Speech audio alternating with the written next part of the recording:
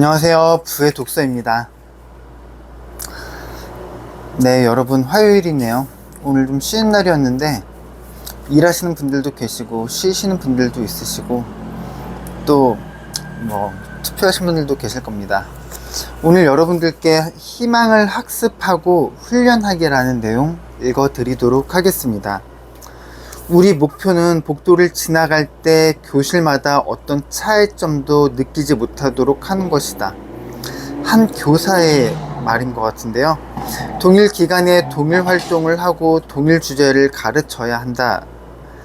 방금 말한 교육과정 운영 지침은 1900년대 초, 그러니까 헨리 포드가 최초로 자동차 공장에 이동식 조립 라인이 도입했을 때 어울리는 지침으로 보인다. 그러나 이미 짐작한 사람도 있듯이 이 지침이 오늘날 미국의 학교에서 적용하는 운영 지침이다. 내가 만난 교사들은 학생을 가르치는 일이 사실상 허용되지 않는 셈이라고 입을 모으며 다양한 사례를 들려주었다. 오늘날 교육은 정해진 번호대로 색칠만 하는 그림 놀이에 더 가깝다. 학생들의 일과는 1분 단위까지 정해져 있다. 교사는 교사용 수업 교재에 적힌 그대로 학생들에게 전달하고 사전에 계획된 활동을 진행해야 한다. 이 같은 운영 지침이 충격으로 다가오는 이유는 각 학교에서 내거는 사명 선언문에서는 학생 눈높이에 따라 개별화된 학습의 중요성을 강조하기 때문이다.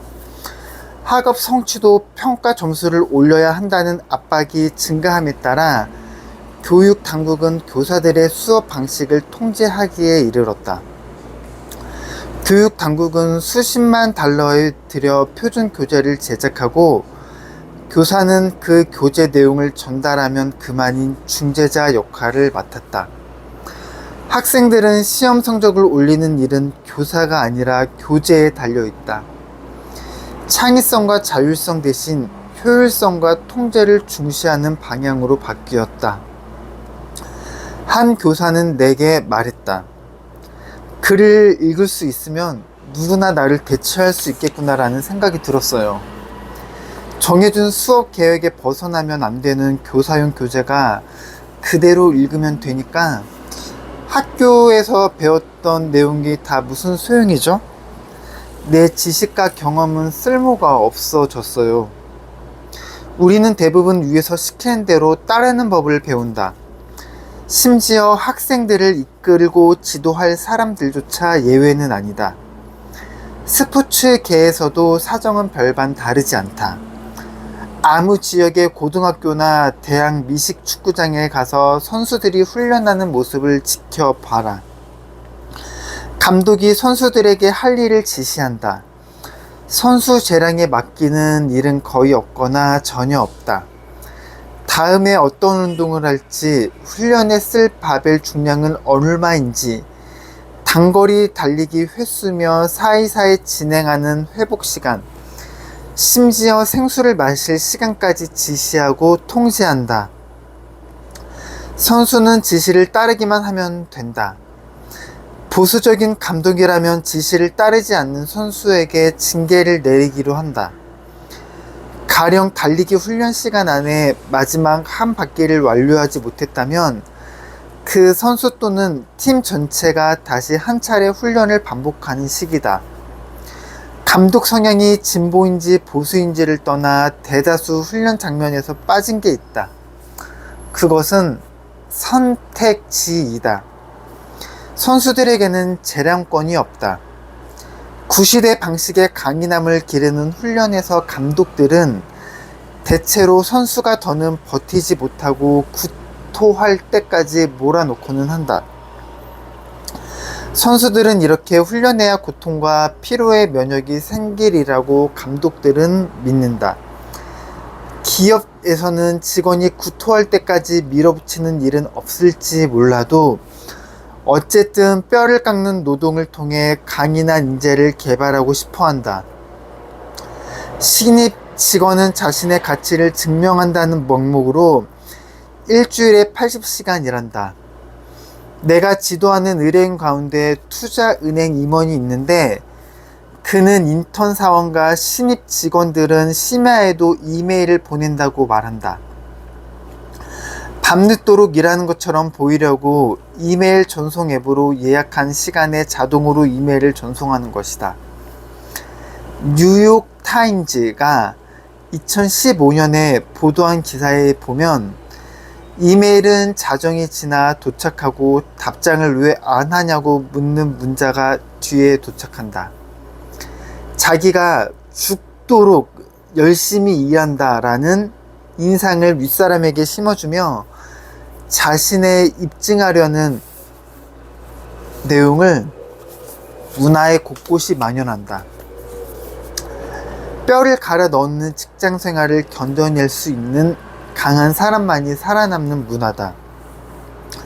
여기서 한 가지 짚고 넘어가야 할 문제가 있다. 직장인도 선수들도 그들 앞에는 둘 중 하나만 선택만 주어진다는 점이다. 즉, 버티거나 아니면 그만두어야 한다. 그러나 권력관계를 고려하면 그만두는 쪽은 애초에 없는 선택지나 마찬가지다. 가능한 한 오래도록 생존해야 한다. 최대 산소 섭취량 측정 시험을 받는 선수들이 자기 손으로 통제할 수 없는 러닝머신 위를 무조건 달려야 하는 것과 같다. 직장인은 실패할 경우 해고당하는 결과를 피하지 못하고 훈련을 끝까지 견디지 못한 선수는 그 대가로 징계를 받는다. 심신이 지치고 좋지 않는 감정이 일어날 때 전전두피질의 제어 장치를 켜고 문제를 해결할 방법을 가르치지 않고 우리 사회는 그동안 선택지를 제거하며 무기력을 학습하게 만든 셈이다. 선택지가 제거된 환경에서는 나지막한 칸막이를 넘어 안전한 곳으로 탈출을 시도조차 하지 못하고 무감각해진 개들과 다름없다. 진짜 문제는 무기력함에 끝나지 않는다는 점이다.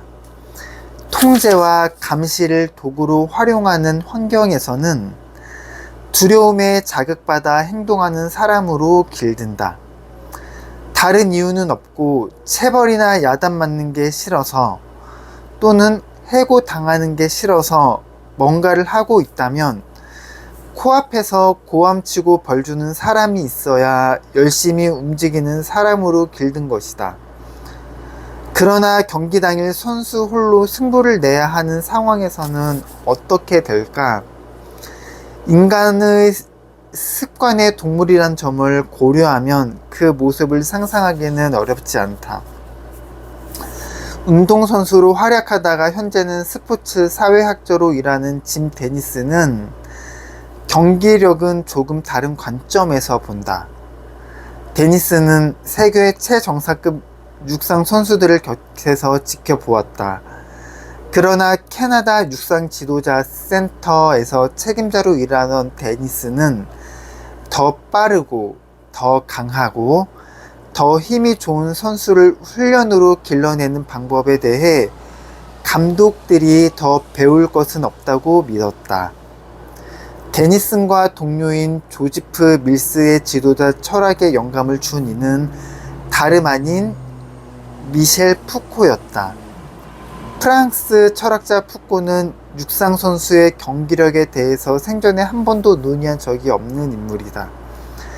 프랑스 철학자 푸코가 육상 선수 지도 방식에 어떻게 영향을 주었는지 내가 묻자 데니스는 푸코의 권력 이론을 언급했다. 푸코가 해석한 바에 따르면 권력은 시간, 공간, 그리고 개인의 생산성을 규제하는 데 이용된다. 푸코는 정치적 환경에서 권력이 개인에게 미치는 영향을 비판했다. 그리고 권력은 통제력과 밀접한 관계에 있으며 개인이 권력을 포기하면 수동적이고 순종적인 존재가 된다고 지적한 바 있다. 데니슨과 밀스는 이 권력 개념이 육상 선수와 감독 사이에도 적용된다고 보았다. 두 사람은 다음과 같이 설명한다. 선수를 지도하는 일은 자칫하면 기술 관료가 일정한 원리에 따라 통제하는 절차로 변질되기 쉽습니다.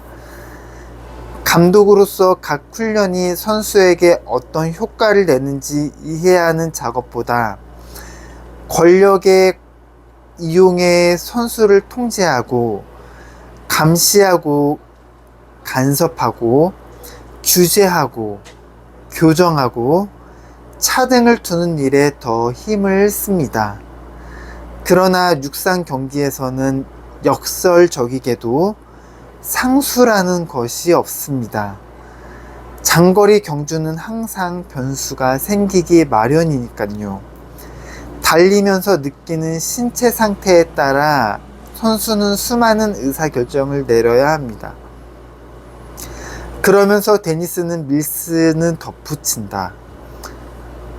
그렇다면 경기장에서 직접 뛰는 선수가 아니라 관람객에 앉아 있는 감독이 훈련 과정을 전적으로 통제할 때 과연 그 훈련 계획이 선수에게 얼마나 효과가 있을까요?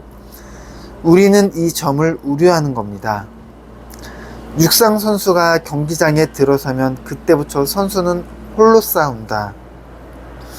스스로 결정을 내려야 합니다.